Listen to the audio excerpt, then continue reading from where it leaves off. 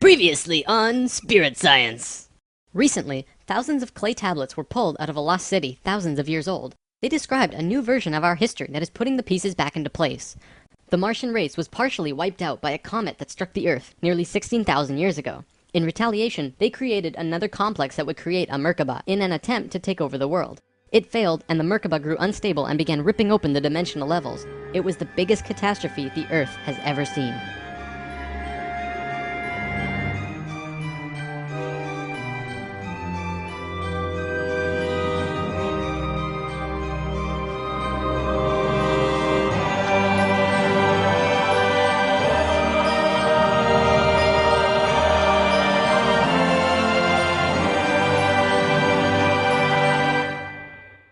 Something I should have mentioned last time. The reason the Naacals were special wasn't just because of their incredibly high consciousness, making them like guides of Atlantis. They also had achieved what today we call immortality. Let's just say they figured out a way to keep their body healthy and young for as long as they chose, and could choose to pass on whenever they desired it. When reincarnating, they do not suffer the great memory loss that we do when we incarnate. They did it through their expanded consciousness and tantric interdimensional sex meditations. This is how Thoth was a priest king of Atlantis for thousands of years and stayed on Earth until 15 years ago, when he gave all of his memories and understanding about sacred geometry to a man named Drunvalo Melchizedek. The Merkaba is formed out of 3 star tetrahedrons overlaid on top of each other. 2 of them are counter-rotating and the third is stationary. When the Merkaba is formed with the unity consciousness, it is formed internally with love. When it is formed externally through the Lucifer experiment, it does not have that love and can become unstable very quickly.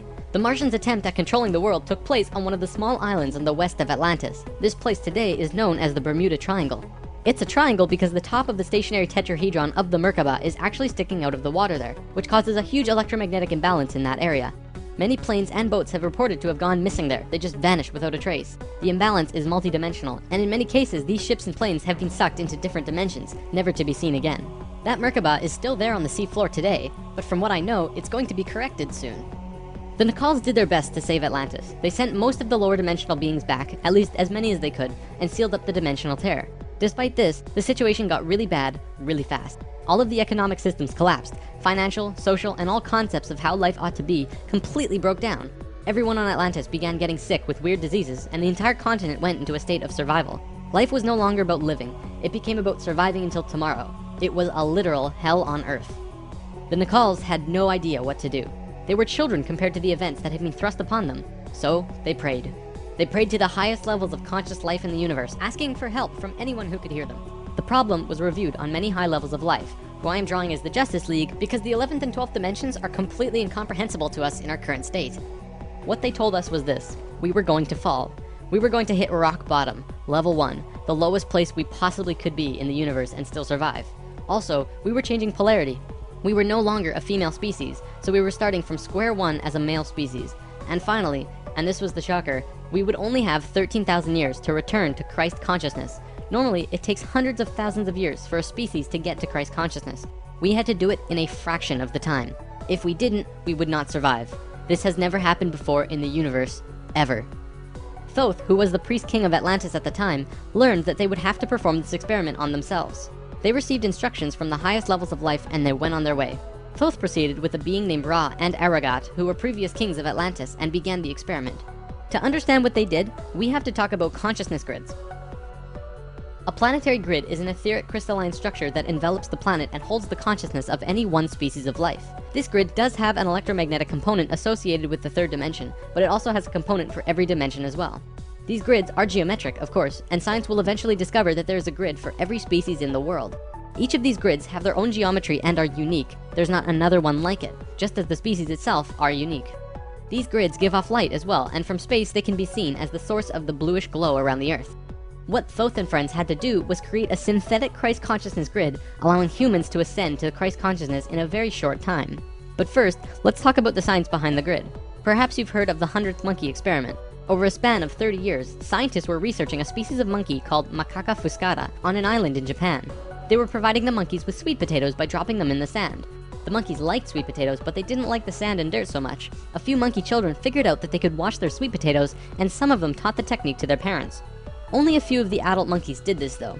This went on for some time until one day, the monkeys who actually knew the technique hit critical mass. And bingo, The technique started spreading faster than it did before. Monkeys started learning it really easily across all of the Japanese islands nearby as well as on the mainland. They knew that there had to be something that wasn't yet understood about how a species is connected to itself. So what did we do? We tried it on humans. A research team made a picture out of human faces. About 100 faces hidden within a single picture, but at first glance, you could only see about 6 or 7. They did several surveys with a few hundred people in Australia and said, alright, find the faces. Most people could only pick out 6, 7, 8, 9 or so, not many more. After that, the research team went to Britain and aired the picture on a closed cable BBC special that was shown only in England. They showed where all of the faces were, every last one. Half of the research team, which stayed in Australia, did the experiment again with new subjects. And lo and behold, people were just naturally able to see more faces. After this experiment, they knew that something definitely connects us all, and the field of noetics is learning more about it daily. It's mass consciousness. In lesson 11, I showed you the 3 levels of consciousness. Each of these levels have their own consciousness grids around the planet, and our second level grid is based on squares and triangles. Many governments of the world, especially the Russian and US governments, were studying our grids back in the 60s and probably earlier. When mapping out the grid on the planet, you find little military bases on many of the nodal points of the grid. There are tons of these bases way out in the middle of nowhere, like on little islands like Guam. This couldn't be a coincidence that these government powers placed their bases right where the little spirals came out of the grid. They were trying to take control of the grid, because if you control consciousness, you control what we think and feel. Of course, there was another organization that had its hand in both of these governments, and still do, and we will discuss them soon enough. This grid is visible through astral projection as well. 13,000 years ago, it began. Thoth, Ra, and Aragat were to create a global complex that was able to build a synthetic Christ consciousness grid over a 13,000 year time period. The first thing they did was to fly to a place which is now called the Giza Plateau, but back then it was known as the land of Chem. It was also a rainforest back then as well, not desert like it is today. First, they created a grid around the planet 4th dimensionally, and then began to construct it in the physical 3rd dimension. They went to the male energetic axis of the Earth and constructed a complex which today is called the Solar Cross. These men were 6th dimensional beings at that time and were living at a very high level of consciousness, so whatever they thought happened instantly. It was that simple. According to Thoth, he built the Great Pyramid, not the Egyptian king Cheops. Thoth says that it was built 200 years prior to the pole shift and built very quickly. These pyramids were aligned precisely with both Fibonacci and golden mean spirals emanating from out of the solar cross. Interestingly enough, Edgar Cayce also channeled that the pyramids were constructed in this time. The pyramids were also found to be built from the top down. The stones on top were placed first, which has baffled researchers ever since. Every time more is learned about the pyramids, we move further into dark on understanding how they were formed. If what Thoth says is true, well, that explains everything. From there, Thoth and friends constructed an entire network of temples and structures along this grid 4th dimensionally, placing them on nodes on the new synthetic Christ consciousness grid they were creating. All of them were made with Fibonacci or golden mean spirals, and all of them were mathematically referred back to the solar cross in Egypt through the Great Pyramid. The creation of all of the sacred sites on the planet were no accident. It was a single consciousness that created them all, from Machu Picchu to Stonehenge to Zaghuan, you name it. There are a few exceptions, but most were created by a single awareness as part of a unity consciousness grid. Although the Great Pyramid was done all at once, many of these ancient structures of the world were made 4th dimensionally and slowly dropped in frequency until they manifested on the 3rd dimension over a long period of time. Richard Hoagland's research brings this forward, but he wasn't the first either. They showed how one sacred site is extrapolated from another to another to another. A hot topic of discussion right now are ley lines. These are simply geometric relations between sacred sites. Archaeologists are now finding these huge connections between major spiritual sites in the globe, and now we know why they're connected. These sites had to be built physically so that the Christ consciousness grid could manifest. In a way, think of the physical sites as the wiring of a giant wireless electrical system, and then it needs about 13,000 years of continuous energy flow for it to actually turn on. And just so that you're not left in suspense, yes, the grid was completed. It came to life and is now active, though not really used. Congratulations, Earth, we actually survived. Not only has Thoth told us this in person, but he's also written it down in the Emerald Tablets. These tablets were left in the Great Pyramid thousands of years ago. There are 12 tablets in total, formed from a substance created through alchemical transmutation. They are imperishable, resistant to all elements and corrosion. Their atomic structure is fixed in place, and no change can ever take place. In that respect, they violate the material laws of ionization. These tablets share a great wisdom, and you can read them at over 100 different levels of consciousness, and you will always understand them differently. If you're interested in this stuff, you should definitely consider reading them. As you can probably tell, Thoth plays a pretty large role in what happened. Most of this information comes from him. Thoth also provided most of this information about the flower of life and its geometric relationship to consciousness with us. And this stuff is tied intimately to the geometry of the universe. Considering the quality and quantity of information that he has shared, It makes you really start considering that this next part can be true. The Great Pyramid has a legendary missing capstone. According to the Emerald Tablets, deep under the Great Pyramid there's a room called the Hall of Records. This room was not built by Thoth and long predates the Atlantean civilization. Within the Hall of Records is the capstone of the pyramid, which is 5.5 inches high, solid gold, and completely holographic image of the Great Pyramid. It has all of the little rooms and everything. However, this leaves us with a 24 square foot piece of the Great Pyramid that's missing. If what Thoth says is true, that missing piece actually belongs to a very special airship that exists on Earth. And the way to the airship is through the Sphinx. The Sphinx, according to Thoth, is not 12,000 years old, but dates back over 5.5 million years on Earth. Deep under the Sphinx, about 1 mile down, is a round room with a flat floor and flat ceiling. Inside this room is the oldest synthetic object on Earth. The object is about 2 city blocks in size. It's round like a disc and has a flat bottom and top. It is also only about 3 atoms thick, except for a pattern on the top and bottom which looks like this. This pattern is 5 atoms thick.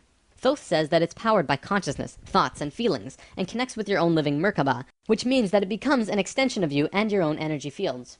The ship is also intimately connected with the spirit of the Earth, and is the protector for the whole planet. Thoth built the pyramid the way he did to fit with the ship. When on top of the Great Pyramid, it creates this image from above. The disc ship has a circumference equal to the perimeter of the Great Pyramid. As we discussed in Lesson 11, whenever that ratio appears, life occurs. This ship can only be used by the purest of souls. See, whenever we approach the point in the precession of the equinox where our poles do these shifts, we become very vulnerable. Things often degenerate, and while things become chaotic, there are often other species who wish to take us over. This has always happened, not just with us, but with all evolving consciousness. Every time a takeover seems imminent, a very pure person will find their way to the ship and raise it into the air. The Earth and Sun will connect with that person and give him or her great power. Then, whatever that person thinks and feels will happen. And think about it. If consciousness is the primary core component of the entire planet, does it not make sense that it would have its own defense mechanism? This defense is an airship that plugs into the Earth and the Sun, allowing the Earth to have protection. Our takeover event actually already happened, the same year the Christ grid was activated. The year was 1989, and we were having some troubles with the Greys, a race of ETs who were slowly plotting takeover due to a previous scuffle we were having. A very pure woman in Peru made the ascension process into the Christ consciousness grid and found the ship. She tuned it to the frequency of the 4th dimension, where she raised it through the Earth and into the air, and manifested a situation for the Greys to leave. Within a very short time, the Greys began getting sick, and remained sick for as long as they stayed here. They have been forced to leave for now, and we are once again safe. The ship is a warship in that whatever race is trying to take over, the person will just think them away, think up a situation, and force them to leave. Returning to the events on Atlantis, after completing the complex in Egypt, Thoth and pals returned to Atlantis, where they waited for about 200 years until that critical point on the precession of the equinox where the poles would shift.